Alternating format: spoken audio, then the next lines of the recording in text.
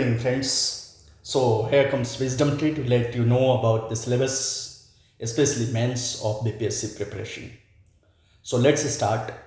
देखिए, आपको यहाँ पे हम बीपीएससी के जो मेंस का सिलेबस है उसको डिकोड करने जा रहे हैं, बीपीएससी मेंस सिलेबस, क्योंकि इसको जानना बहुत ज़रूरी है. Remember one thing that this इसी मार्क्स पर आपका सिलेक्शन क्राइटेरिया निर्धारित होता है.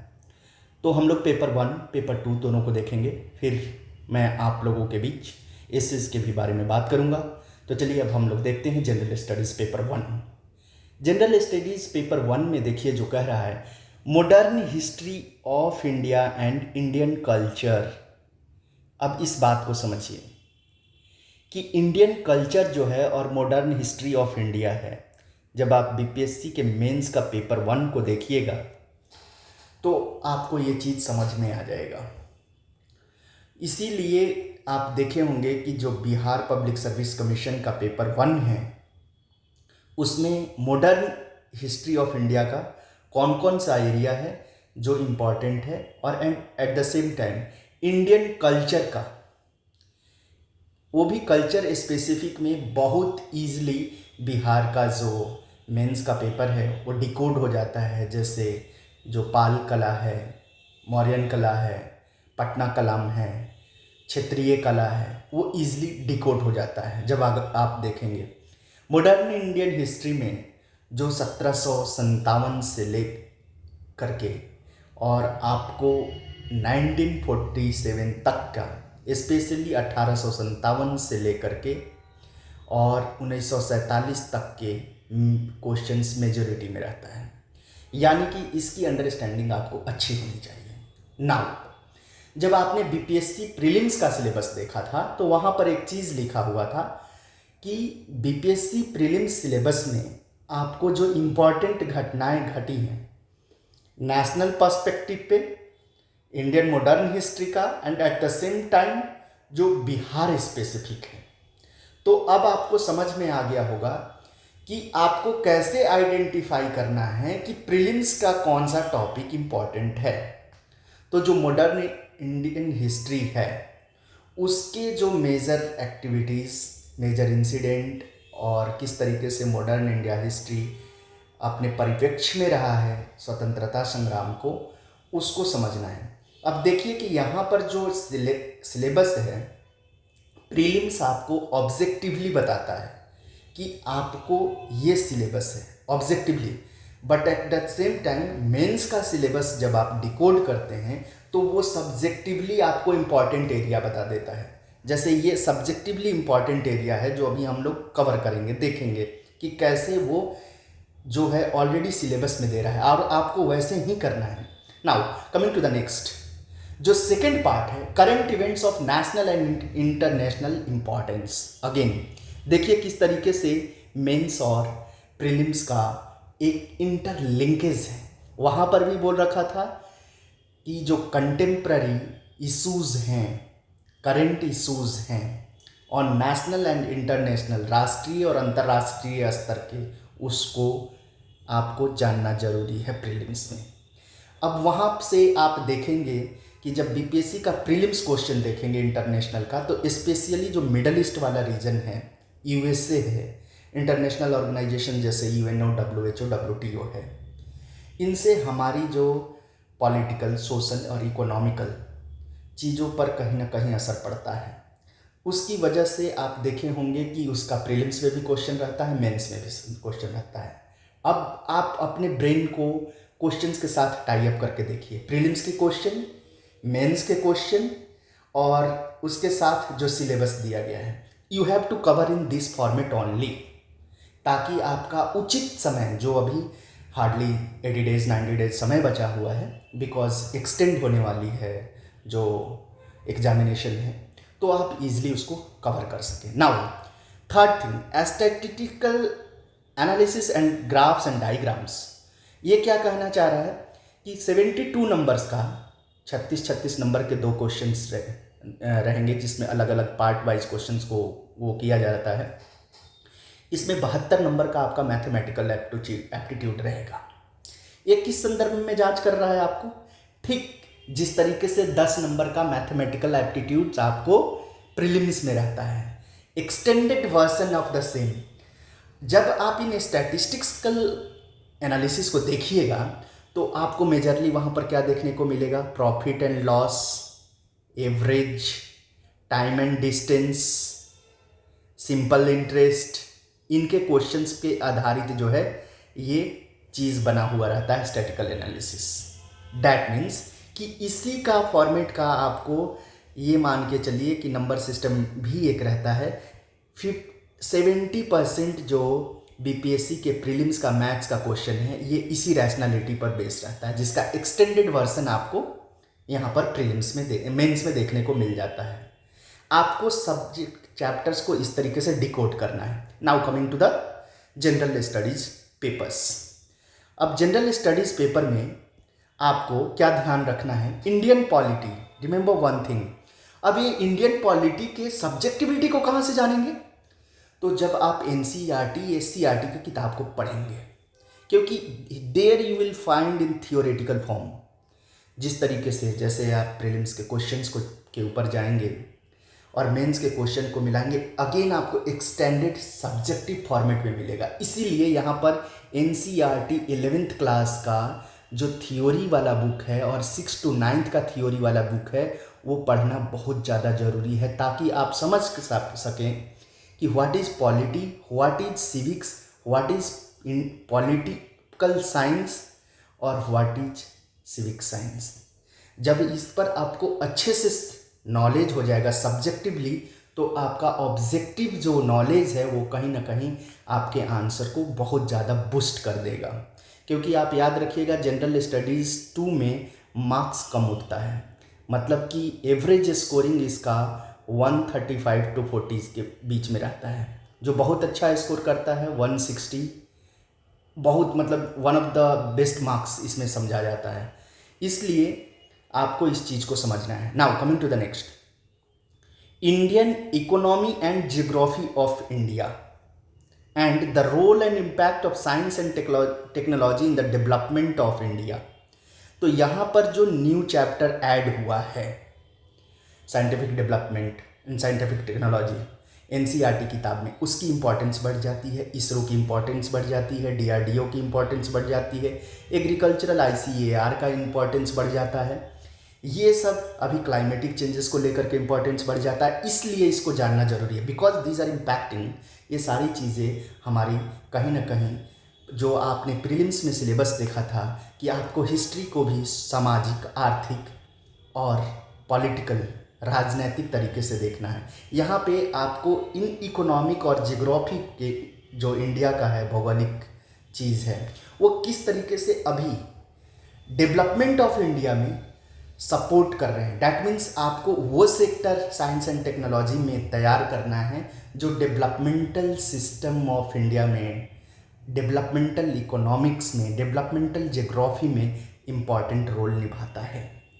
अब देखिए हम लोग थोड़ा सा सब्जेक्ट को और लार्जर स्केल पर डिकोड करते हैं, जिससे कि हमें और बेहतर समझ में आए, ताकि आप ऑब्जेक्टिव जो वो प्रीलिम्स में दे रखा था उसका एक्सटेंडेड वर्जन आप समझ सकें। Paper 1, modern history of India and Indian culture will cover the broad history of country with a special reference of Bihar from about middle 19th century। अब देखिए from middle of 19th century कहने का मतलब क्या है, 1857।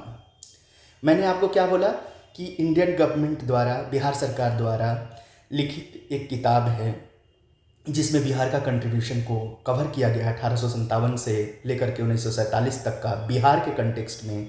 वो के दत्ता द्वारा के लिखा गया एक किताब है। हिस्टोरियन थे, बहुत नामी हिस्टोरियन थे, मगध यूनिवर्सिटी बनाने में उनका बहुत बड़ा हाथ है और one of the famous historian Bihar के संदर्भ में।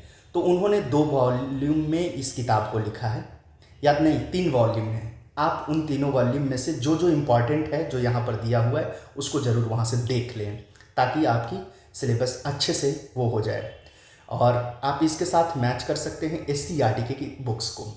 The modern history of Bihar देखिए will be include the question on the introduction and expansion of western education including technical education. कहने का मतलब ये है कि जिस तरीके से बिहार में हमारा 1905 में पूसा में एग्रीकल्चरल इन्वेंशन हुआ था, 1920s और 30s के बीच में लैक इंस्टीट्यूट रांची में खुला था, और आपको न्यू न्यू एक्सपेरिमेंट हो रहे थे अलग अलग उस एरिया में। तो किस तरीके से ये जो वेस्टर्न एजुकेशन सिस्टम था, अगर 1857 में अपने रोहतास वाला में पूरा इंडियन एजुकेशन सिस्टम को जो है बदला जा रहा था एडम्स रिपोर्ट के अनुसार, फिर उसको मैकेले किस तरीके से इंटरवीन कर रहा था, तो ये आपको कहाँ से पता चलेगा? आप मेंस के सिलेबस को बढ़िया से कवर कीजिएगा तो।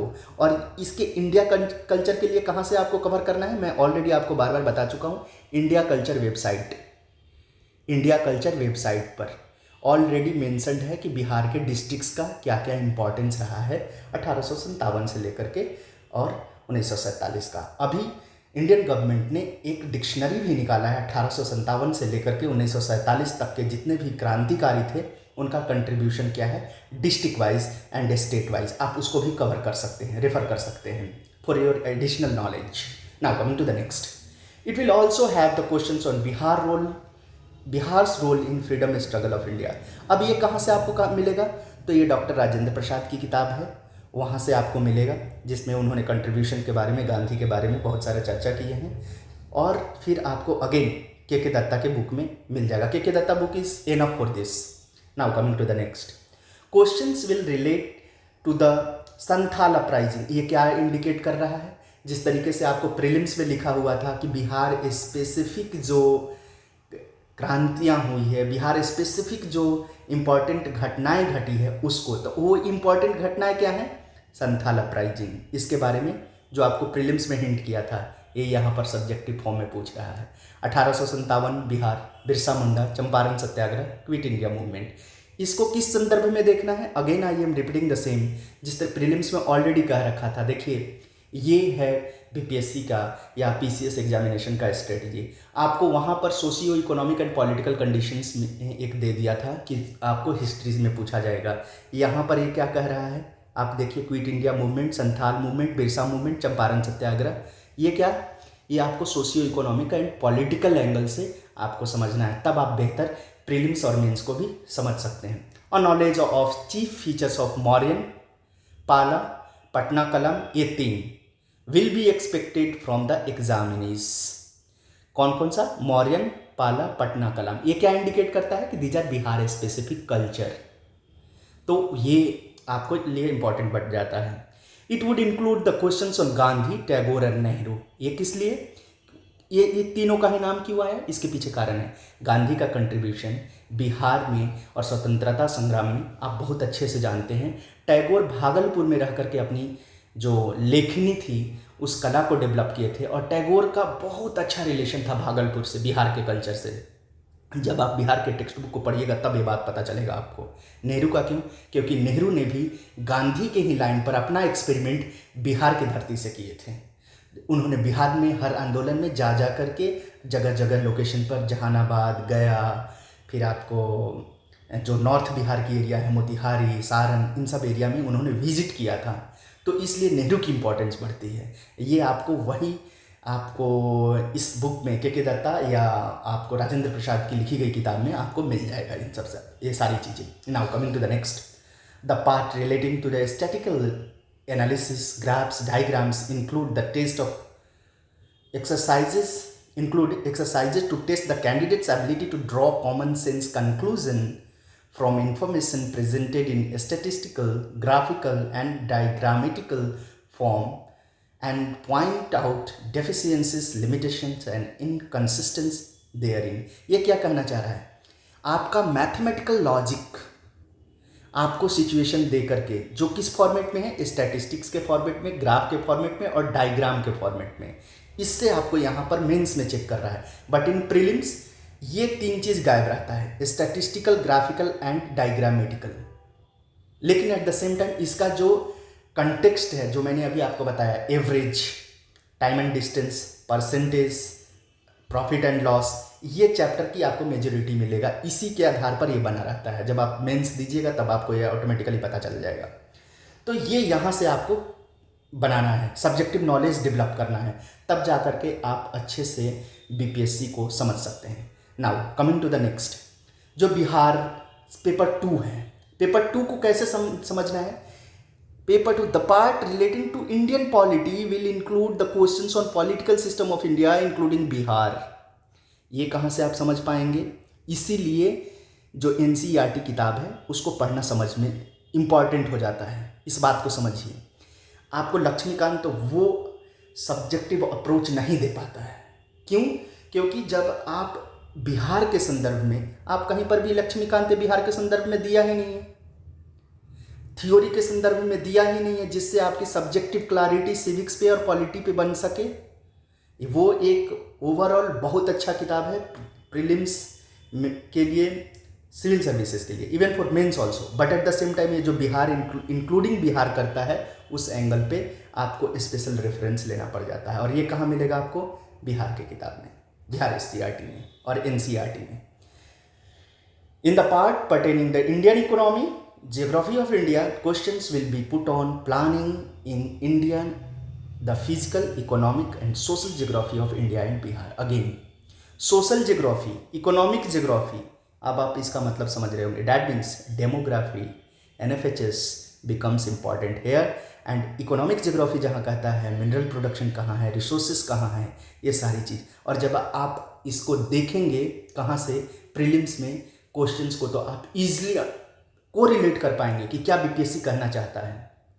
नाउ हम लोगों का थर्ड पार्ट जो है, role and impact of science and technology in the development of India, question will be asked to the candidate to test the candidate awareness and role and impact of science and technology, and Bihar emphasis will be applied on the aspect. कहने का मतलब है, again Bihar यहाँ पर जोड़ दिया।